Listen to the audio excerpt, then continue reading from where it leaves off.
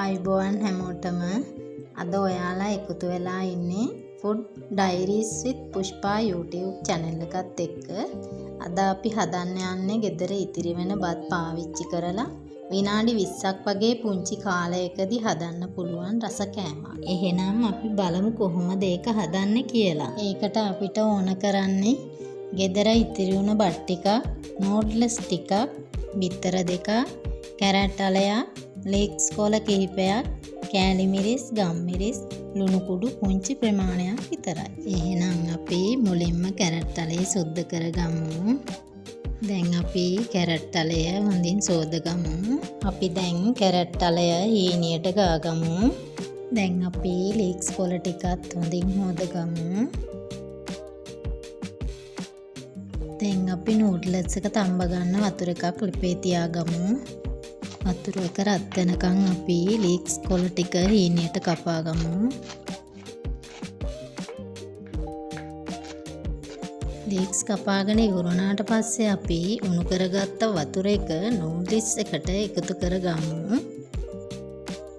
ඊට පස්සේ ලුණු කුඩු ටිකකුත් එකතු කරගන්න. දැන් අපි නූඩ්ල්ස් එක තැම්බෙනකන් බිත්තරයක් තඹගමු. නූඩ්ල්ස් එක තැම්බුණාට පස්සේ මේ විදියට පුංචි කෑලි වලට කපා ගන්න. දැන් අපි චාතියක් ලිපේ තියාගෙන ඒකට තෙල් ටිකක් එකතු කරගමු. තෙල් එක රත් වීගෙන එනකොට බිත්තරයක් එකතු කරගමු. බිත්තරේ රන්වන් පාට වෙනකොට අපි ලිපි නිවා ගමු.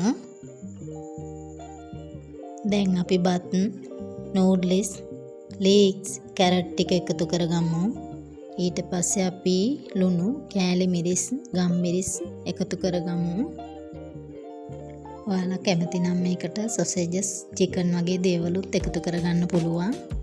දැන් අපි මදගින්නේ මේක ටිකක් හොඳින් කලවම් කරගමු. දැන් අපි මේ ටික වෙන භාජනයකට එකතු කරගමු. මේ තියෙන්නේ අපි විනාඩි 20ක් වගේ පුංචි කාලයකදී හදාගත්ත අපේ රසමරස කෑමක්. ඉතින් ඔයාලටත් මේක ගෙදරදිම හදාගන්න පුළුවන්. ඔයාලා මගේ මේ වීඩියෝ එකට කැමති නම් ලයික් එකක් දාගෙන යන්න. ඒ වගේම ඔයාලට මේ වගේ තව වීඩියෝ ඕනි නම් පහලින් කමෙන්ට් එකක් දාගෙන යන්න. මේ වීඩියෝ එක ඔයාලගේ යාළුවන්ටත් බලන්න ෂෙයා කරන්න. මගේ වීඩියෝ එක බැලුවට ඔයාලා හැමෝටම බොහොම ස්තුතියි.